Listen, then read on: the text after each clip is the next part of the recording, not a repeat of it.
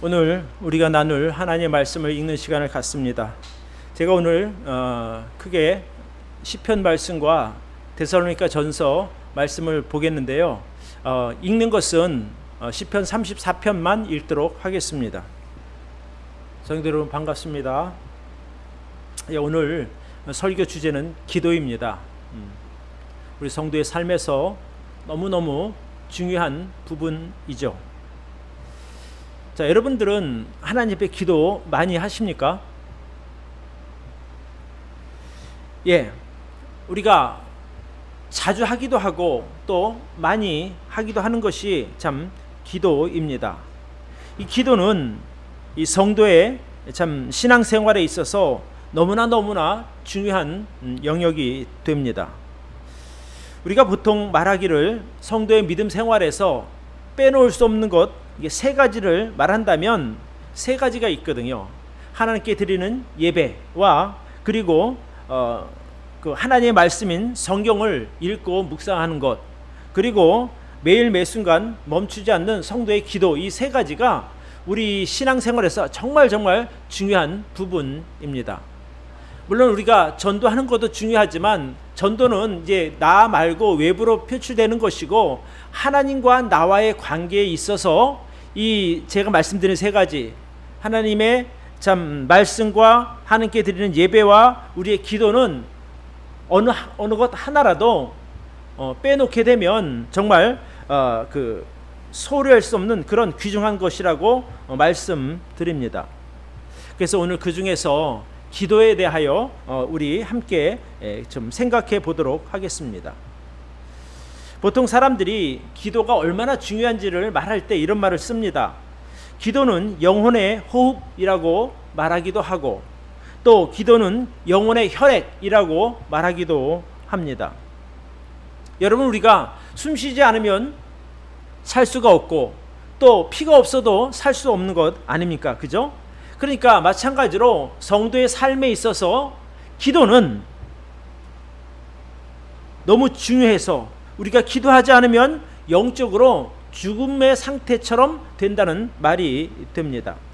그래서 우리가 정상적인 믿음 생활을 하는 분들이라면 기도의 필요성과 중요성에 대해서 잘 알고 있을 것입니다.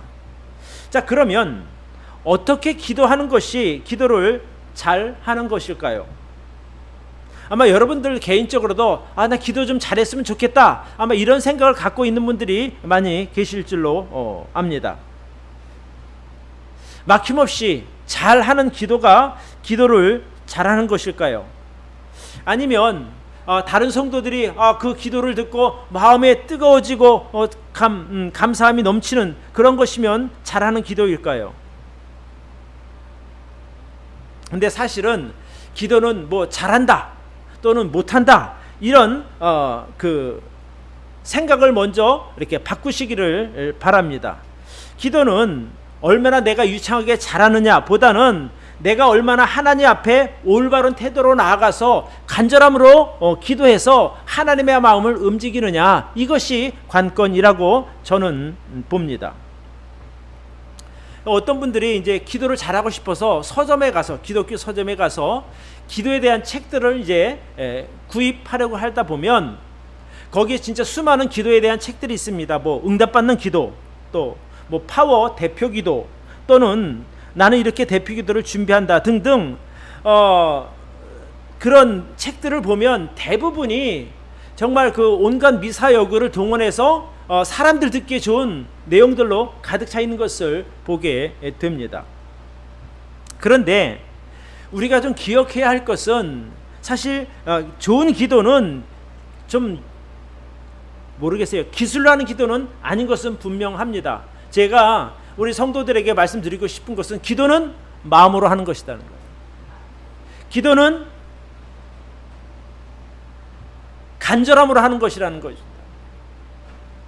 그러니까 우리가 기도할 때 얼마나 잘하느냐가 문제가 아니라 얼마나 진실한 마음으로 하나님 앞에 나아가느냐가 중요하다는 것입니다.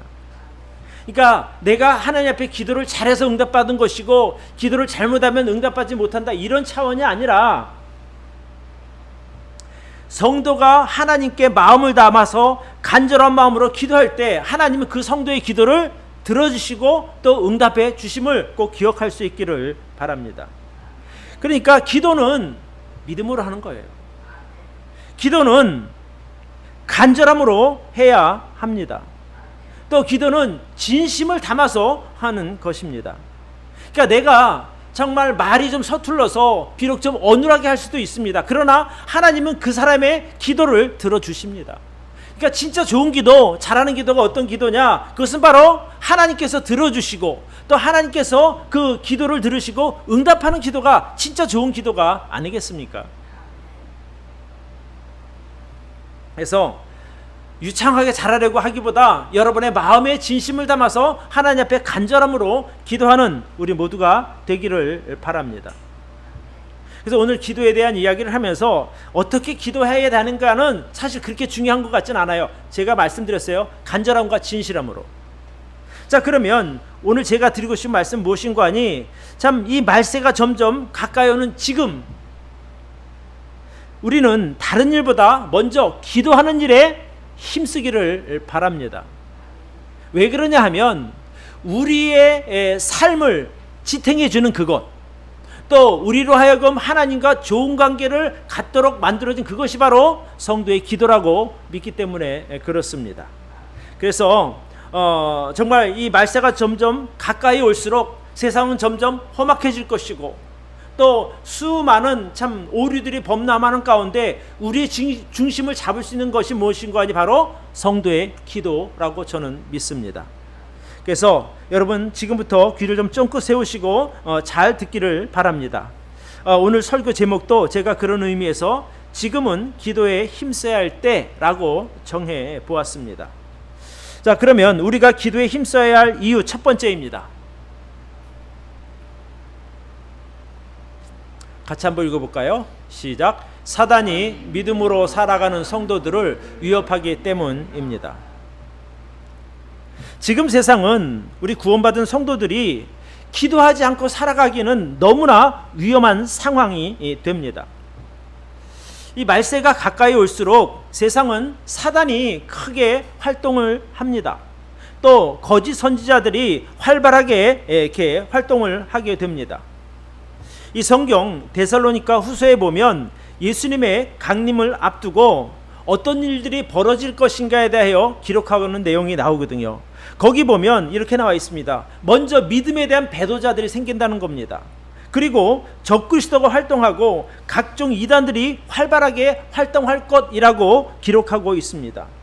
근데 적당하고 대강하는 것이 아니라 문제는 사람들이 속아 넘어갈 만큼 그들이 사람들을 속이고 큰 능력과 표적과 거짓 기적을 통해서 사람들에게 다가가니 사람들이 마음을 빼앗길 수밖에 없다는 말이 되는 겁니다. 또 아직 믿지 않는 불신자들이 우리가 전하는 복음을 듣고 그들이 예수님을 믿어야 하는데 사단이 작용을 해서 우리가 전하는 복음을 받아들이지 않도록 방해하는 역할을 한다는 겁니다.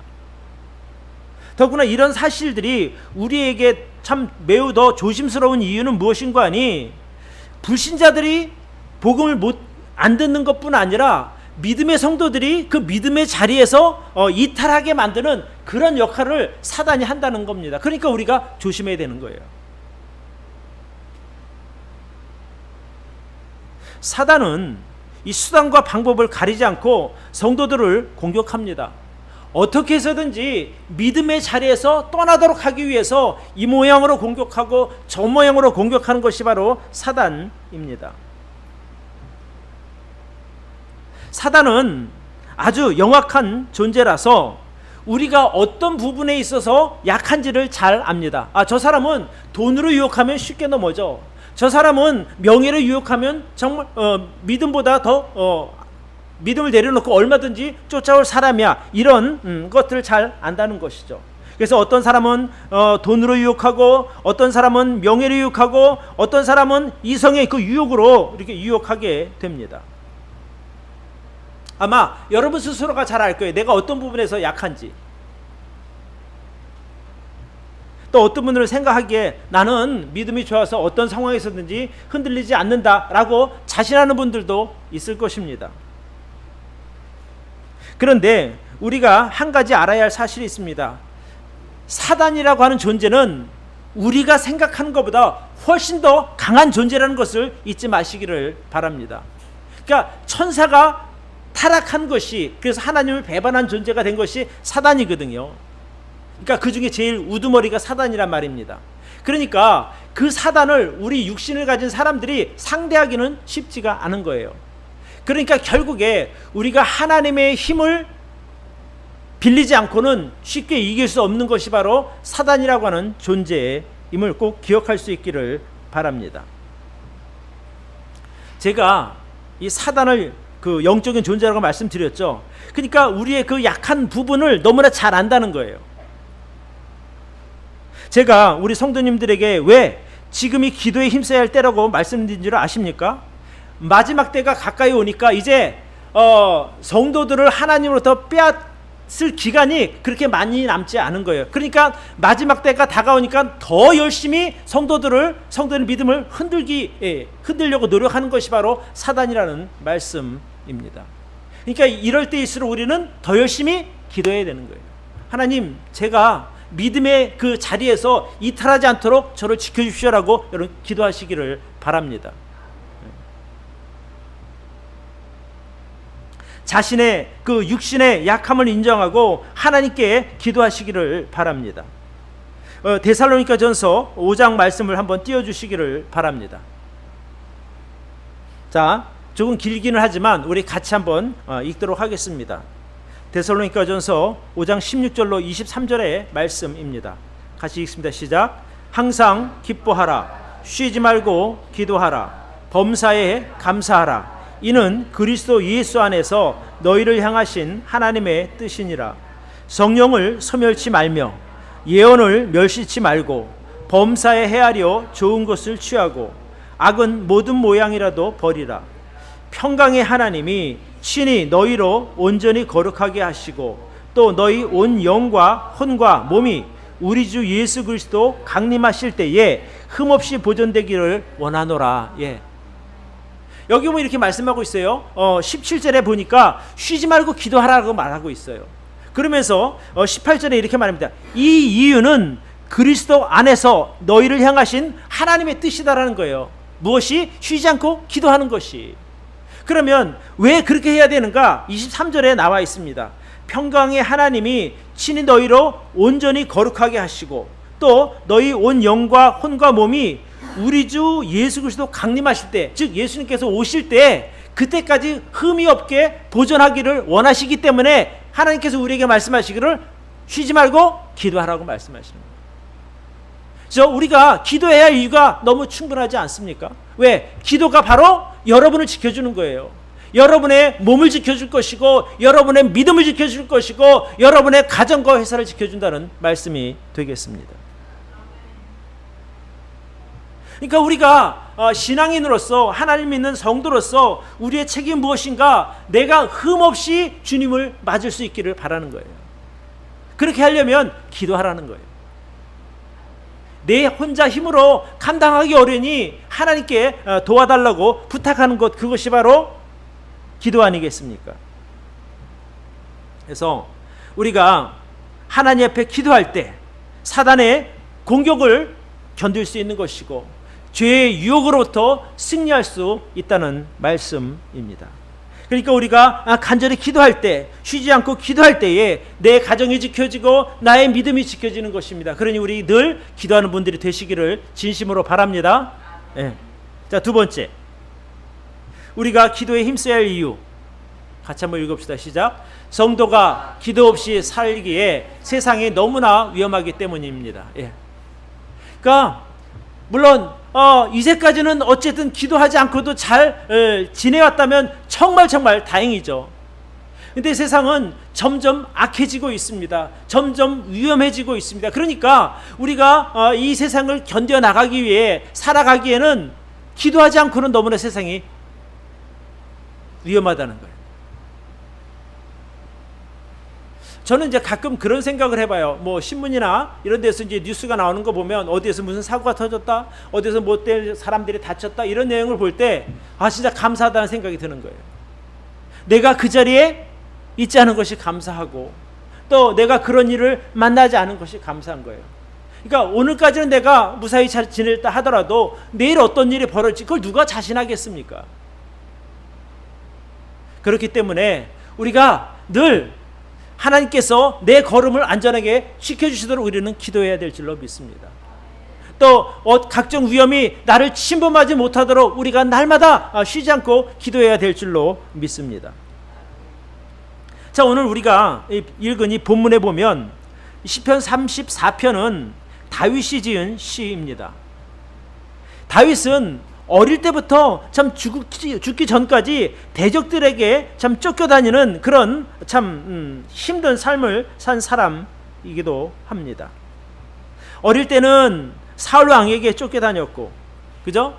왜 그러냐 하면 사람들이 왕인 자기보다 다윗을 더 인정하니까 그 사울의 그 시기심으로 인해서 그 사울 왕이 다윗을 죽이려 했습니다. 그러니까 다윗이 자기를 죽이려는 그 사울을 피해서 도망한 것이 어디냐면 블레셋 땅인데 그 블레셋 땅은 오히려 다윗을 죽이려고 하는 사람들이 있었다는 거예요. 여러분 다윗과 골리앗이라는 얘기 들어보셨죠? 그 골리앗을 죽인 사람이 다윗이란 말입니다. 근데 그 블레셋 사람 중에 제일 그 싸움을 잘한 그 거인이 골리앗인데 그 골리앗을 다윗이 죽인 거예요. 그러니까 그 블레셋 사람에게 있어서 다윗은 원수 같은 존재였죠. 근데 당장 그 사울 왕이 자기를 죽이려고 쫓아오니 갈 데가 없었던 거에서 뛰어들어간 곳이 어디냐면 블레셋 땅인데 우리 요즘 말로 말하면 호랑이 굴로 들어간 거예요. 호구라고 하죠. 호랑이 입으로 들어간 거죠. 그래서 블레셋 땅에 있는 가드왕 아기스로 도망을 했는데 그것도 안전한 것이 아니라는 거예요. 왜냐하면 그 아기스 왕의 부하들이 다윗을 알아본 거예요. 왕이여, 저 사람 조심해야 됩니다. 저 사람이 바로 우리 장군 골리앗을 죽인 원수입니다. 죽여야 됩니다. 막 이렇게 얘기를 하는 거예요. 이제 다윗 같은 경우에 자신의 정체가 이제 탄로가 나서 위험에 처하게 되자 그가 하나님께 간절히 기도합니다. 하나님, 저를 도와주십시오. 다윗은 정말 하나님의 도우심으로 그 절체절명의 위기에서 벗어나게 됩니다. 이 34편은 이렇게 표제가 되어 있어요. 다윗이 아비멜렉 앞에서 미친 채 하다 쫓겨나서 지은 시 이렇게 돼요. 그러니까 죽음의 위기에서 벗어나서 시를 지었는데 하나님을 향한 감사가 나와 있는 시입니다. 자, 우리 34편을 잠시 제가 읽어드리겠습니다. 자, 4절과 5절을 우리 같이 한번 보겠습니다. 4절과 5절 좀 띄워주시기를 바랍니다. 예, 같이 한번 읽어볼까요? 시작. 내가 여호와께 구함에 내게 응답하시고 내 모든 두려움에서 나를 건지셨도다. 저희가 주를 앙망하고 광채를 입었으니 그 얼굴이 영영이 부끄럽지 아니하리로다. 예. 그러니까 다윗이 죽음의 위기 가운데 처했을 때 그가 하나님께 기도했거든요. 그러니까 하나님이 자기를 건져주셨다는 거예요. 모든 두려움에서 건지시고 죽음의 위협에서 건져주셨다는 거예요. 그래서 1절부터 3절에 보면 이렇게 나와요.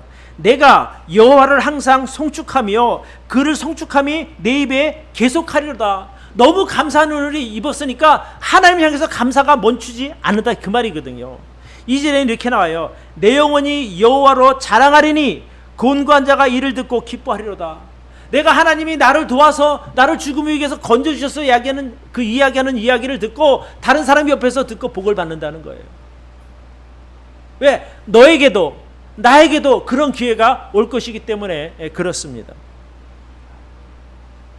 우리가 인생을 살다가 보면 어려움을 만날 수밖에 없습니다. 왜? 세상이 악하고 또 세상이 죄가 가득한 곳이기 때문에 그렇습니다. 자, 그러면 우리가 어려움을 만났을 때 할 수 있는 최선은 무엇인가 하는 거예요. 여러분, 어려움 만났을 때 가장 먼저 머릿속에 어떤 것이 떠오릅니까? 예? 네, 기도가 맞습니다. 그때 사람에게 찾아간다고 그 문제가 해결되지 않습니다. 또 다른 자신의 지혜를 의지해도 그 문제 해결하는데 만만치가 않습니다. 가장 좋은 것은 먼저 하나님 앞에 엎드려서 기도하는 일이라고 저는 믿습니다. 예. 자, 우리 6절과 7절을 같이 보도록 하겠습니다. 여러분이 기도하면 어떤 일들이 벌어지는가를 한번 볼 수 있기를 바랍니다. 자, 6절과 7절입니다. 같이 한번 읽읍시다. 시작. 이 곤고한 자가 부르짖음에 여호와께서 들으시고 그 모든 환난에서 구원하셨도다. 여호와의 사자가 주를 경외하는 자를 둘러 진치고 저희를 건지시는도다. 세상에서 수많은 대적들이 있지만 내가 그 어려운 가운데서 기도했을 때 하나님께 기도했더니 하나님께서 들으시고 그 모든 환난에서 나를 건져주셨다는 거예요. 기가 막힌 것은 여기 보십시오. 여호와의 사자가 주를 경외하는 자를 둘러 진치고 대적들이 공격하지 못하도록 막아주신다는 거예요. 그러니까 내가 정말 어려움을 만났을 때 해야 할 일이 무엇인가? 바로 하나님께 피하는 겁니다. 하나님께 기도하는 것입니다. 그러면 하나님께서 천사들을 보내서 우리를 둘러싸고 어느 누구도 우리를 공격하지 못하도록 막아주실 줄로 믿습니다. 네. 그렇기 때문에 우리가 이 험한 세상을 살아갈 때 늘 기도하면서 살아가야 하는 것입니다. 그러니까 하나님께서 다윗만 지켜주신다 그런 건 아니거든요. 다윗처럼 우리도 지켜주실 줄로 믿습니다.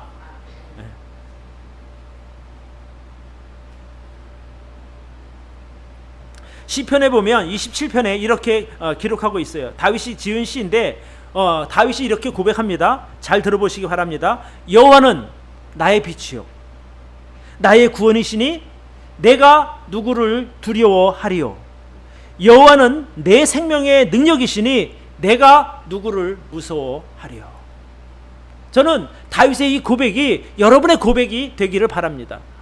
여러분이 입술로 여호와는 나의 빛이요 나의 구원이시니 내가 누구를 두려워하리요. 하나님 아버지는 늘 내 생명의 능력이 되시니 나는 두려운 사람이 없습니다라는 그런 믿음의 고백이 있기를 바랍니다. 그게 믿음을 가진 사람들이 할 수 있는 위대한 고백입니다. 자, 이제 다윗의 경우를 다시 한번 봅니다. 자기보다 강한 원수에게 쫓겨서 평생을 살아온 그 다윗이 숱한 위기를 잘 넘기고 살아남을 수 있었던 결정적인 이유가 무엇입니까? 그가 위기 상황에서 하나님께 기도했기 때문입니다. 사람들이 볼 때 다윗 망했어. 이제 군사 3,000명이 쫓아갔으니 이제 도가니든 쥐야 라고 생각했겠지만 하나님께서 막으시니 군사 3,000명도 다윗을 어찌할 수 없었습니다. 적국으로 도망갔는데 거기서 꼼짝없이 죽게 될 위기에 처했지만 하나님께서 그를 둘러싸시니 그가 살아남을 수 있었던 그 이유가 무엇이라고요? 다윗의 기도입니다. 그러니까 여러분들도 정말 어려움을 만났을 때 하나님 앞에 기도하시기를 바랍니다. 그러면 하나님이 여러분을 지켜주시는 거예요. 지금 이 시대는 과거 다윗이 살던 그 시대보다 훨씬 더 위험합니다. 훨씬 더 복잡합니다. 그렇죠? 더구나 말세가 가까우니까 아까 제가 말씀드렸다시피 사단을 어떻게든지 한 사람이라도 끌어내리려고 엄청나게 노력하는 그 시대에 우리가 살고 있다는 거예요. 그러니까 이런 상황에서 우리가 기도하지 않고 살아간다는 것은 어쩌면 좀 무모하다라고까지 제가 말씀을 드리고 싶은 거예요. 왜? 아니 그렇게 위험한데 왜 기도하지 않는다는 거예요. 내가 손만 뻗으면 하나님께서 언제든지 나를 도와주시는데 왜 기도하지 않느냐는 거예요. 그러니까 여러분이 어떤 어려움을 만나든지 간에 먼저 하나님 앞에 무릎 꿇고 기도하시기를 바라요. 하루의 첫 시간을 기도로 시작하시는 것도 너무너무 좋은 방법이고 하루 마무리도 하나님 앞에 엎드려서 기도하면서 하나님 나를 안전하게 지켜주시니 감사합니다. 내일도 주님께서 인도하신 가운데 복된 하루가 이어지기를 나는 기도합니다. 좀 이런 마음이 있는 것 얼마나 좋겠습니까? 그러면 은혜로우시고 자비로우신 하나님께서 여러분의 그 안전을 지켜주실 것이고 여러분이 만난 그 힘들고 어려운 문제들을 해결해 주실 줄로 믿습니다. 어떨 때? 내가 기도할 때. 언제든지 우리가 기도하면 하나님께서는 늘 우리에게 최고의 것으로 넉넉하게 갚아주실 줄로 믿습니다. 그러니까 아닌데 그렇게 믿으라는 게 아니에요. 성경이 기록하고 있으니까. 자, 우리 8절 한번 보시기를 바랍니다. 다윗이 그 심각한 위기 상황에서 기도했을 때 어떠한 일이 벌어졌는가. 그래서 다윗이 뭐라고 말하는가. 8절 같이 한번 읽어볼까요? 시작. 너희는 여호와의 선하심을 맛보아 알지어다. 그에게 피하는 자는 복이 있도다. 누가 하나님의 선하심을 경험하는가. 이렇게. 여러분, 누가 하나님의 선하심을 경험합니까? 하나님께 피하는 사람. 누가 하나님이 도와주신다더라가 아니라 저는 여러분들이 그 하나님의 도우심을 실제로 경험해서 맛볼 수 있기를 바라요. 여기 다윗이 그렇게 말하거든요. 너희는 여호와의 선하심을 맛보아 알지어다. 이것이 무슨 말이냐면 경험해 봐라는 거예요. 내가 경험했더니 기가 막히더라. 나는 도저히 해결할 수 없다고 자포자기할 상태까지 갈 뻔했는데 하나님이 거기서 나를 건져주신 것을 보니까 정말 하나님 대단한 분이시더라. 너희도 한번 경험해봐요. 누가 그러는데 맛있대. 누가 그러는데 그렇다던데 라는 간접 경험이 아니라 직접 경험을 해보라는 거예요. 하나님의 그 도우심의 경험을. 그러면 여러분이 자신 있게 말할 거 아니야. 내가 경험해봤더니 하나님께 기도했더니 진짜 들어주시더라 이래야지. 나 아는 분이 했는데 그렇게 했더래. 이거는 약하잖아요. 그러니까 남에게 말을 하기 위해서가 아니라 그 하나님의 능력을 경험해보는 것이 얼마나 큰 내 신앙의 뿌리가 되겠느냐는 거예요. 해보니까 되는데 너도 한번 해보라고 말할 수 있는 것 아니겠어요?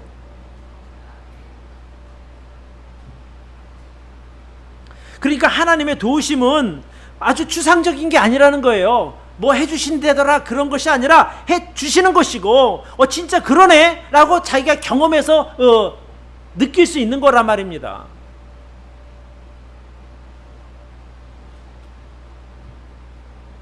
그러니까 이게 하나님께 기도해서 기도 응답을 경험한 사람들은요, 말부터가 다른 거예요. 표정부터가 다른 거예요. 그렇잖아요. 저도 경험하니까 이렇게 자신 있게 말할 수 있는 것이거든요. 하나님 여러분 도와주신다니까요. 내가 경험해봤다니까요. 그래서 다윗처럼 말할 수 있는 거예요. 너희는 여호와의 선하심을 맛보아 알지어다. 9절에 보니까 더 기가 막힌 이야기가 있어요. 9절에 너희 성도들아 여호와를 경외하라. 저를 경외하는 자에게는 부족함이 없도다.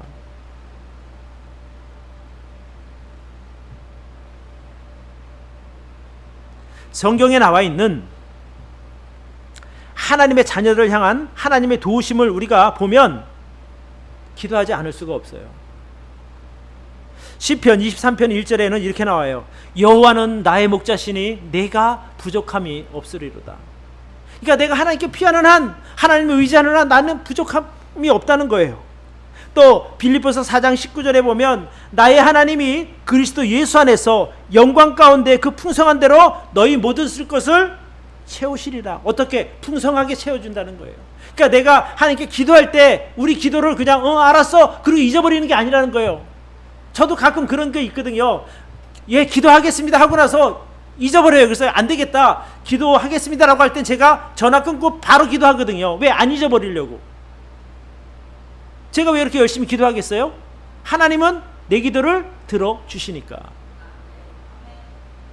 그러니까 기도할 수밖에 없는 거예요. 내가 그런 경험을 했거든요.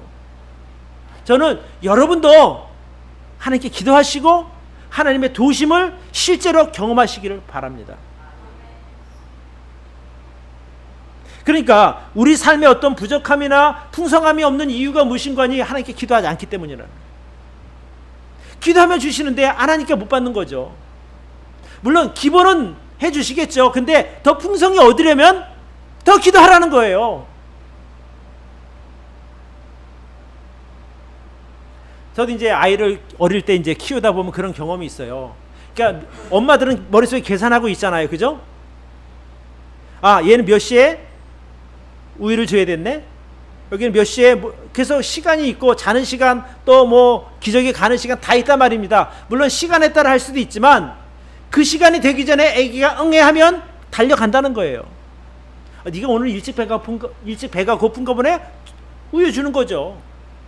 그러니까 우리가 물론 하나님께서 그래 너 그 정도면 괜찮아 하지만 정말 내가 뭔가 갈급함이 있고 내가 어려움이 있을 때 기도하면 마치 아이의 울음소리를 들은 엄마처럼 우리의 기도를 들으시는 하나님께서 우리를 도와주실 줄로 믿습니다. 그렇게 믿고 사는 것이 믿음 생활인 거예요. 그런데 왜 우리가 기도하지 않겠느냐? 여러분, 우리가 정말 많이 기도해도 아까 성경 그랬잖아요. 쉬지 말고 기도하라 그랬는데 그렇게 기도해도 하나님 야 됐다 그만해라 이렇게는 안 하시는 거예요. 그래 알았어. 조금만 기다려. 내가 도와줄게. 그래서 구원받은 우리들은 하나님께 어떤 것이라도 기도할 수 있는 것이고 또 어떤 것이라도 요청할 수 있는 그런 자격이 주어진 사람들입니다. 왜요? 우리 안에 계신 예수님 때문에 그렇습니다. 여러분 성경이 있으시면요 요한복음 16장 24절 한번 펴보시기 바라요. 요한복음 16장 24절 거기 아주 중요한 내용이 나왔어요. 요한복음 16장 24절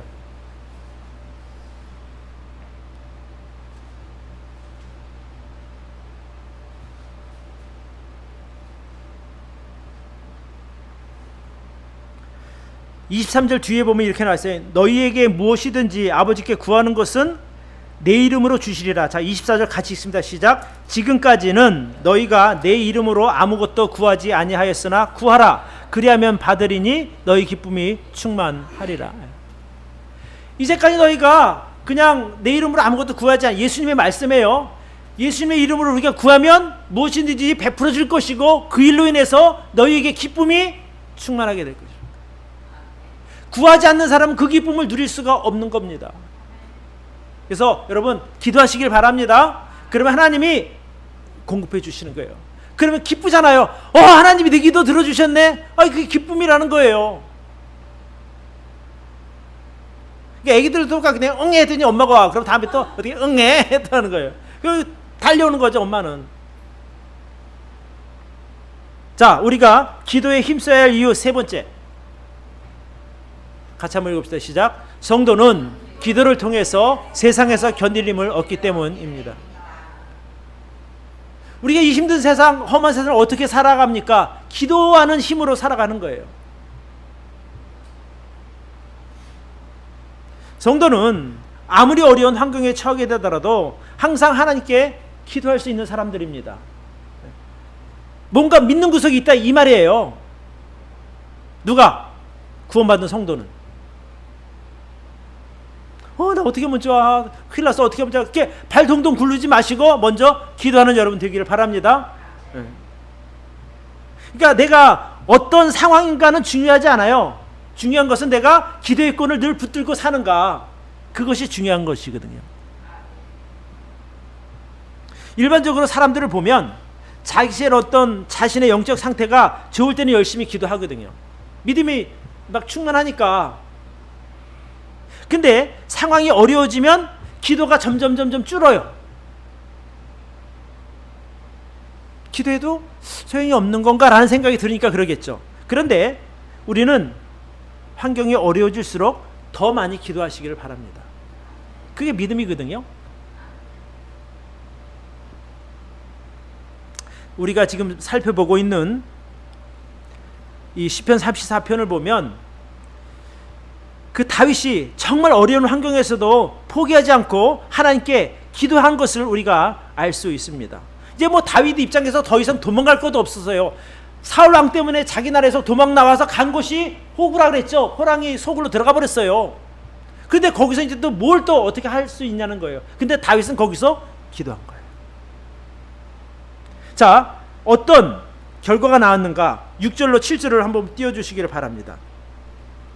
34편 6절로 7절 같이 한번 읽어봅시다. 시작. 이 공고한 자가 부르짖음에 여호와께서 들으시고 그 모든 환난에서 구원하셨도다. 여호와의 사자가 주를 경외하는 자를 둘러 진치고 저희를 건지셨도다. 이런 말씀은요 10번 읽어도 힘이 나는 말씀이에요. 내가 기도했더니 들어주시겠다는데. 여러분, 기도의 원리의 중요한 것 하나가 뭐냐면, 여러분 항상 기도하는 거예요.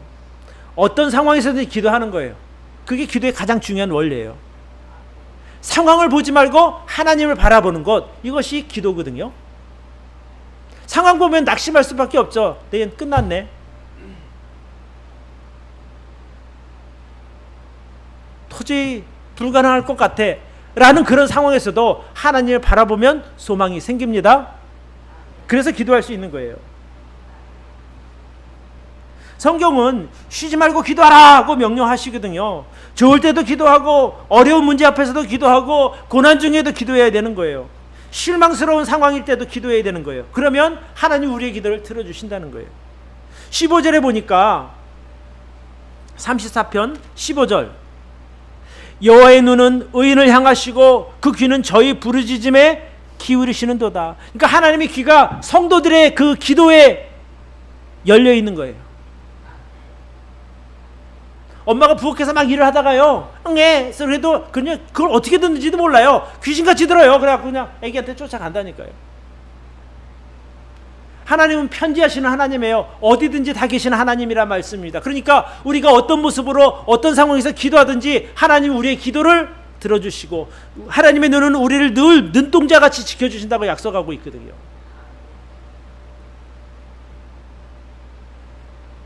심지어 다윗이 죄 가운데 있을 때 그가 통에 자복하는 그 모습을 보고 하나님이 그의 기도를 들어주셨어요. 여러분, 시편 51편을 좀 펴보시길 바라요. 다윗이 그 밧세바 일로 정말 심각한 죄 가운데 있었거든요. 그래서 하나님이 그를 징계하셨어요. 그러니까 다윗이 하나님의 징계로 아주 그냥 바싹바싹 말라갈 때 그가 한 기도가 시편 51편이에요. 시편 50편 1절부터 보면은, 하나님이여 주의 인자를 좇아 나를 긍휼히 여기시고 주의 많은 자비를 좇아 내 죄거를 도말하소서. 나의 죄악을 맑게 씻기시며 나의 죄를 깨끗하게 하소서. 8절로 갑니다. 나로 즐겁고 기쁜 소리를 듣게 하사 주께서 꺾으신 뼈로 즐거워하게 하소서. 주의 얼굴을 내 죄에서 돌이키시고 내 모든 죄악을 도말하소서. 그러니까 죄를 덮어달라 이 말이에요. 10절에 하나님이여 내 속에 정한 마음을 창조하시고 내 안에 정직한 영을 새롭게 하소서. 나를 주 앞에서 쫓아내지 마시고 주의 성신을 내게서 거두지 마소서. 주의 구원의 즐거움을 내게 회복시키시고 자원하는 심령을 주사 나를 붙들어 주소서. 이렇게 기도하고 있어요. 오늘 우리가 읽은 시편 34편으로 다시 갑니다. 거기 보면 이렇게 나와요. 34편 18절에 여호와는 마음이 상한 자에게 가까이 하시고 중심에 통회하는 자를 구원하시는 도다. 죄 중에 있더라도 그가 돌이키고 회개하면 하나님께서 그의 기도를 들어주신다고 약속하고 있습니다. 기도하는 성도는 결코 궁핍하지 않습니다. 제가 이 말씀 꼭 좀 같이 읽고 싶어요. 시편 35편 10절, 우리 큰 목소리를 한번 읽어봅시다. 시작. 젊은 사자는 궁핍하여 줄일지라도 여호와를 찾는 자는 모든 좋은 곳에 부족함이 없으리로다. 기도하는 사람이요 이 복을 누리는 거예요. 여러분, 젊은 사자는 아무 때나 나가도 동물 사냥 다 할 수 있거든요. 그러니까 젊은 사자가 굶주린다는 거 있을 수가 없는 일인데, 자, 하나님 뭐라고 말씀하시는 거 아니? 젊은 사자는 굶을 수 있다. 근데 여호와를 찾는 자는 모든 좋은 곳에 부족함이 없을 것이다. 여러분, 이게요 우리가 기도해야 할 충분한 이유가 될 줄로 믿습니다. 한마디로 이런 거예요. 재벌은 굶을지라도 너는 모든 것에 풍족할 것이다. 그렇죠? 이거 더 좋은 말씀이 어디 있어요? 그러니까 세상이 다 망해도 하나님 붙들고 의지하고 사는 사람에게는 결코 주림이나 궁핍함이 없을 것이다. 이 말씀으로 저는 믿습니다. 그래서 여러분, 우리가 정말 이 험악한 시대, 말세를 참 끝에 두고 막 달려가는 듯한 이 시대에 우리가 할 수 있는 최선이 무엇인가? 그것은 바로 하나님께 기도하는 일입니다. 우리가 기도할 이유가 충분하지 않습니까? 다시 한번 말씀드리지만 기도하는 성도는 하나님의 능력을 경험할 수 있는 거예요. 저는 여러분들에게 정말 간곡한 마음으로 정말 어려울 때일수록 더 기도에 힘쓰기를 간절히 부탁드립니다. 누굴 위해서? 여러분을 위해서. 그 기도가 여러분의 믿음을 지키고 여러분의 인생을 지키고 여러분의 가정과 사업을 지킬 줄로 믿습니다. 오늘 제가 3가지를 말씀드렸습니다. 우리가 왜 기도해야 되는가? 사단이 믿음으로 살아가는 성도들을 위협하니 우리가 나를 보호하기 위해서 기도해야 되는 거예요. 성도가 이 험한 세상에서 기도 없이 살기는 너무나 위험하니 우리가 기도해야 된다는 거예요. 성도는 기도를 통해서 이 세상을 살아갈 힘을 얻으니 우리가 기도해야 된다는 말씀입니다. 오늘 이 3가지만 기억하고 하시면 아마 오늘 여러분들의 그 삶이 이전보다 훨씬 더 풍성해지고 또 감사하는 마음이 넘치게 될 줄로 믿습니다. 기도합시다.